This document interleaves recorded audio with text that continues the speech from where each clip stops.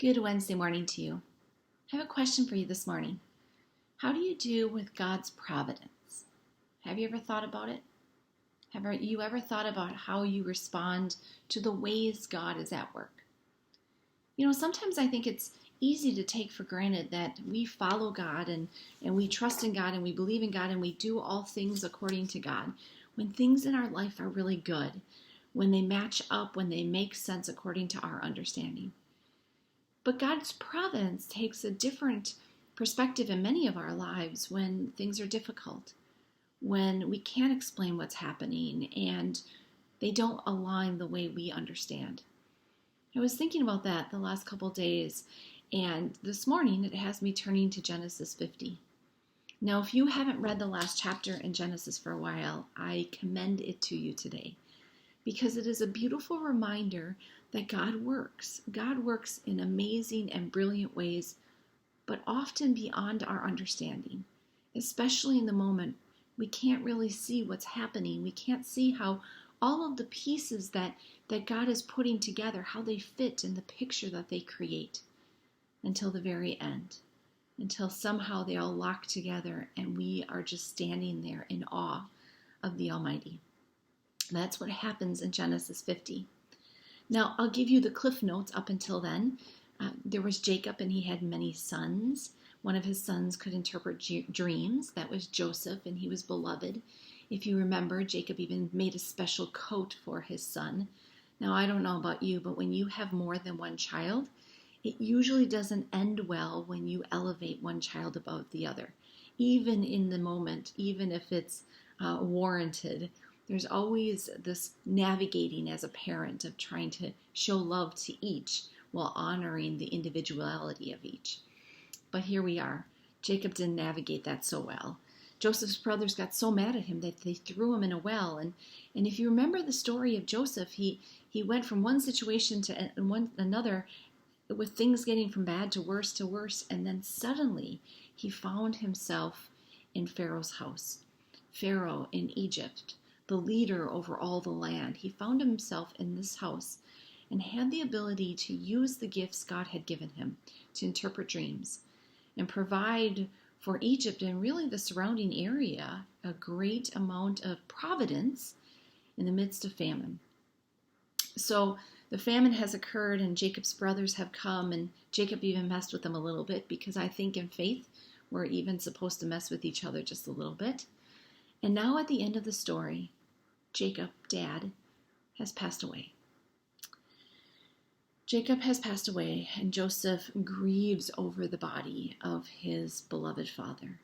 He grieves over him like we all grieve over those who we love. In chapter 50, the first 14 verses are talking about how Joseph honors his father. He weeps over him, and then he has the Egyptian physicians embalm him. And this is a very long process.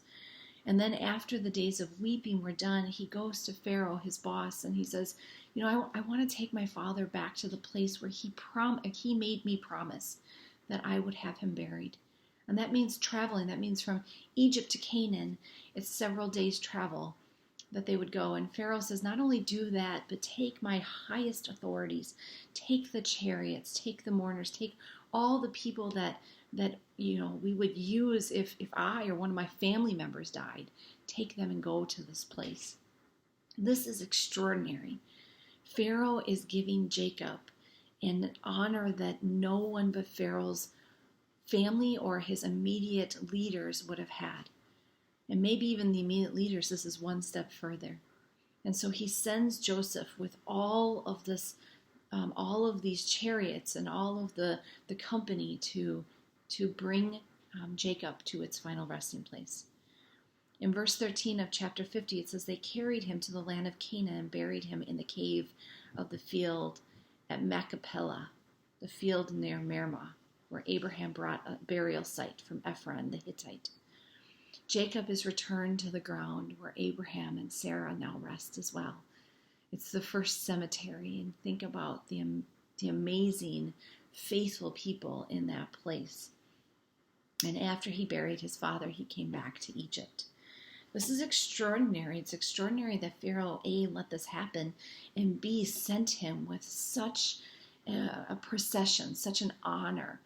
Pharaoh wasn't honoring Jacob. He didn't hardly even know Jacob, but he was honoring Joseph, who wanted to honor his father. There's a shift in what happens here because it's just not part of the Egyptian tradition, but it also is elevating Joseph to a higher level than even he may have realized. Now, with all of that amazing celebration and all the emotion that comes with it, Joseph comes back to Egypt where his brothers are, where they're all gathered together. And the first thought of his brother's mind is, what if Joseph still holds a grudge against us and pays us back in full for all the things that we did? And then once again, they develop a scheme. It's like these brothers just can't fully grasp forgiveness. They fully can't understand God's providence in Joseph's life. Joseph has began to see it. Joseph has said frequently how God has been at work. But at the end of the story, the brothers still can't quite embrace the fullness of God, not only for Joseph, but for them. The fullness of God, not only in the great things Joseph was able to do, but the fullness of God in not only them being forgiven by Joseph, but them forgiving themselves. And so here we have this beautiful passage from 15 till the end. The brothers come to Joseph in chapter 16. They approach Joseph saying, "Your father gave this instruction before he died. Say to Joseph, I beg you, forgive the crime of your brothers and the wrong they did in harming you. Now therefore please forgive the crime of your servants of God, your father." So they manipulate Joseph in his grief. They know how much he's honored his father, and they step into that and say, this is what your father said. You can't betray your dead father, can you?